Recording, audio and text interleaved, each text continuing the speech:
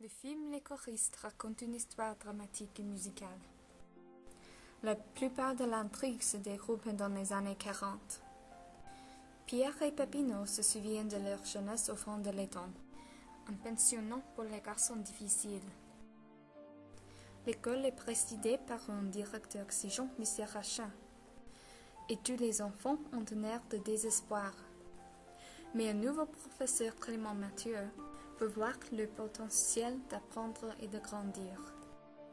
Il crée un cœur pour les élèves et leur montre qu'ils peuvent réussir dans l'école et la vie s'ils essaient. Mais, après avoir cassé quelques règles, Clément est renvoyé et forcé à quitter l'école et tous ses élèves. Malgré cela, les actions de Clément font une impression sur les jeunes garçons, qui savent maintenant qu'ils ont la capacité de réussir. Ce film suit les mêmes clichés des films américains Dead Poets Society et Mr. Hans Opus. Mais malgré sa prévisibilité, le film est touchant, optimiste et inspirant. Avec un peu d'intention et d'affection, ces enfants soucieux se rendent compte qu'ils sont des individus intelligents. Et en même temps, le prof découvre sa propre confiance en son talent comme compositeur. Le personnage de Clément Mathieu conteste la notion d'un héros. Petit, trapu et chauve, il ne me semble pas comme un leader ou un rebelle. Mais sa compassion le sépare immédiatement des autres profs.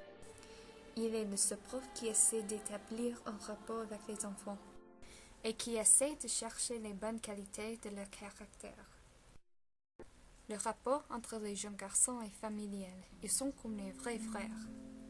Ils se protègent contre le directeur et les profs, mais ils se battent et se moquent d'eux aussi. Monda est le seul garçon qui pose un vrai problème à l'air aimable. Il est la brute du groupe et l'acteur fait un bon travail à créer un personnage qui semble psychologiquement instable.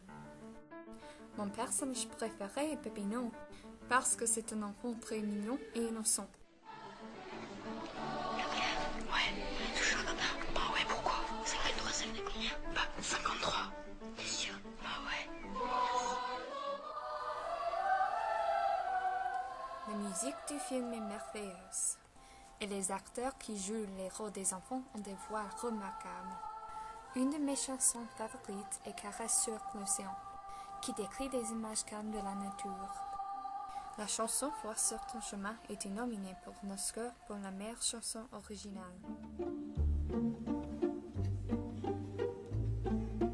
Vois sur ton chemin, gamins oubliés, égarés, donne-leur la main pour les mener vers d'autres landes.